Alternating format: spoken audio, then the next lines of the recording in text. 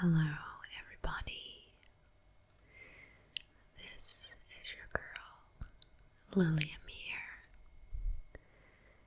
And today I'm going to be reading you another creepypasta. This creepypasta was published the 25th of October 2010. So I encourage you to sit back, grab a hot beverage or a cold one, snuggle up in your blankets, and get ready for a creepy story. During my childhood, my family was like a drop of water in a vast river, never remaining in one location for long. We settled in Rhode Island when I was 8, and there we remained until I went to college in Colorado Springs. Most of my memories are rooted in Rhode Island, but there are fragments in the attic of my brain which belong to the various homes we had lived in when I was much younger. Most of these memories are unclear and pointless. Chasing after another boy in the backyard of a house in North Carolina, trying to build a raft to float on the creek behind the apartment we rented in Pennsylvania, and so on. But there is one set of memories which remains as clear as glass, as though they were just made yesterday. I often wonder whether these memories are simply lucid dreams produced by the long sickness I experienced that spring. But in my heart, I know they're real. We were living in a house just outside the bustling metropolis of New Vineyard, Maine, population 643. It was a large structure, especially for a family of 3. There were a number of rooms that I didn't see in the 5 months we resided there.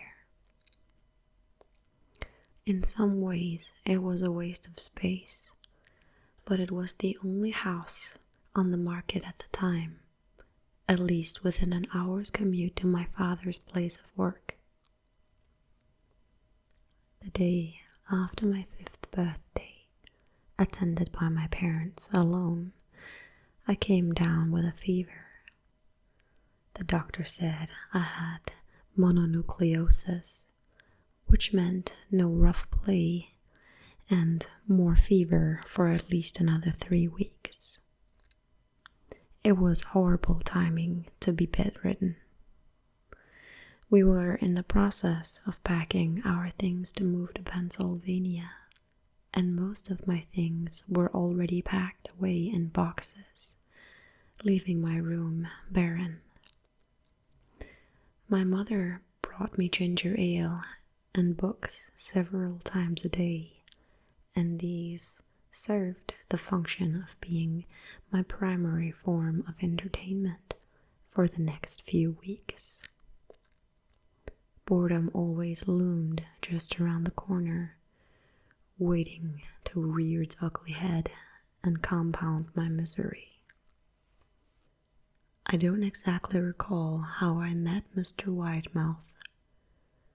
I think it was about a week after I was diagnosed with mono. My first memory of the small creature was asking him if he had a name. He told me to call him Mr. Widemouth because his mouth was large. In fact, everything about him was large in comparison to his body. His head, his eyes, his crooked ears, but his mouth was by far the largest. "You look kind of like a Furby," I said, as he flipped through one of my books. Mr. Widemouth stopped and gave me a puzzled look. "Furby? What's a Furby?" he asked. I shrugged. "You know, the toy, the little robot with the big ears. You can pet and feed them almost like a real pet." "Oh," Mr. Widemouth resumed his activity. "You don't need one of those. They aren't the same thing as having a real friend." I remember Mr. Widemouth disappearing every time my mother stopped by to check in on me. "I lay under your bed," he later explained. "I don't want your parents to see me because I'm afraid they won't let us play anymore." We didn't do much during those first few days. Mr. Widemouth just looked at my books, fascinated by the stories and pictures they contained. The third or fourth morning after I met him, he greeted me with a large smile on his face. "I have a new game we can play," he said. "We have to wait until after your mother comes to check on you because she can't see us play it. It's a secret game." After my mother delivered books and soda at the usual time, Mr. Widemouth slipped out from under the bed and tugged my hand. "We have to go to the room at the end of this hallway," he said. I objected at first, as my parents had forbidden me to leave my bed without their permission, but Mr. Widemouth persisted until I gave in. The room in question had no furniture or wallpaper. Its only distinguishing feature was a window opposite the doorway. Mr. Widemouth darted across the room and gave the window a firm push, flinging it open. Then he beckoned me to look out at the ground below. We were on the second story of the house, but it was on a hill, and from this angle the drop was farther than 2 stories due to the incline. "I like to play pretend up here," Mr. Widemouth explained. "I pretend that there is a big soft trampoline below this window, and I jump. If you pretend hard enough, you bounce back up like a feather. I want you to try." I was a 5-year-old with a fever, so only a hit of skepticism darted through my thoughts as I looked down and considered the possibility. "It's a long drop," I said. "But that's all a part of the fun. It wouldn't be fun if it was only a short drop. If it were, that way you may as well just bounce on a real trampoline." I toyed with the idea, picturing myself falling through thin air only to bounce back to the window on something unseen by human eyes. But the realist in me prevailed. "Maybe some other time," I said. "I don't know if I have enough imagination. I could get hurt." Mr. Widemouth's face contorted into a snarl, but only for a moment. Anger gave way to disappointment. "If you say so," he said. He spent the rest of the day under my bed, quiet as a mouse. The following morning, Mr. Widemouth arrived holding a small box. "I want to teach you how to juggle," he said. "Here are some things you can use to practice before I start giving you lessons." I looked in the box. It was full of knives. "My parents will kill me," I shouted, horrified that Mr. Widemouth had brought knives into my room, objects spots that my parents would never allow me to touch. I'll be spanked and grounded for a year. Mr. Widemouth frowned. It's fun to juggle with these. I want you to try. I pushed the box away. I can't. I'll get in trouble. Knives aren't safe to just throw in the air. Mr. Widemouth's frown deepened into a scowl. He took the box of knives and slid under my bed, remaining there the rest of the day.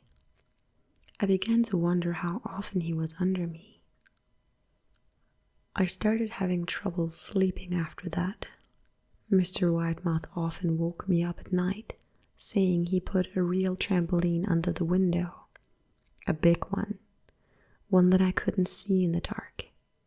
I always declined and tried to go back to sleep. But Mr. Widemouth persisted. Sometimes he stayed by my side until early morning, encouraging me to jump. He wasn't so fun to play with anymore. My mother came to me one morning and told me I had her permission to walk around outside. She thought the fresh air would be good for me, especially after being confined to my room for so long. Ecstatic, I put on my sneakers and trotted out to the back porch, yearning for the feeling of sun on my face.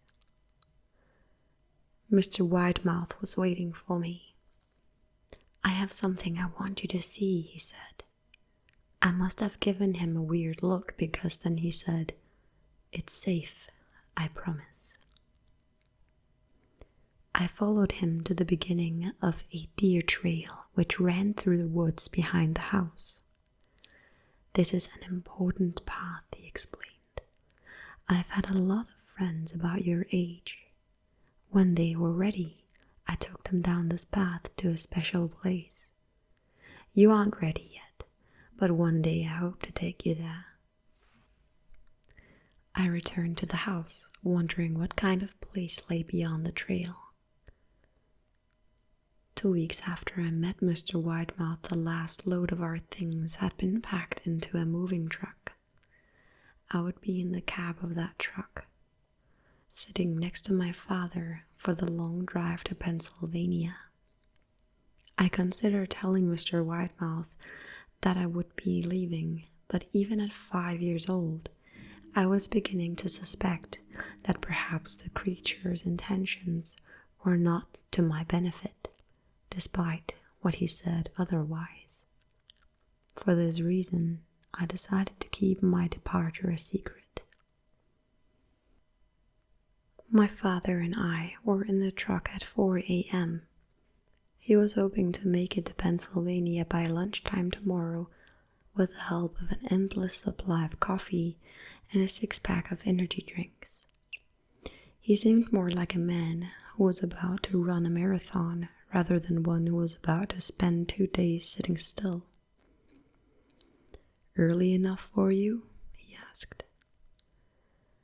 I nodded and placed my head against the window, hoping for some sleep before the sun came up. I felt my father's hand on my shoulder. This is the last move, son, I promise. I know it's hard for you, as sick as you've been. Once Daddy gets promoted, we can settle down and you can make friends. I opened my eyes as we backed out of the driveway.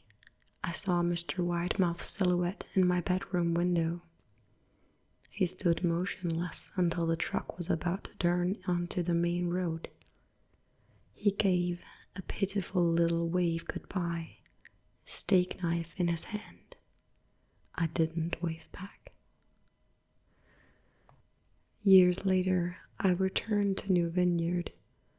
The piece of land our house stood upon was empty except for the foundation, as the house burned down a few years after my family left. Out of curiosity, I followed the deer trail that Mr. Widemouth had shown me.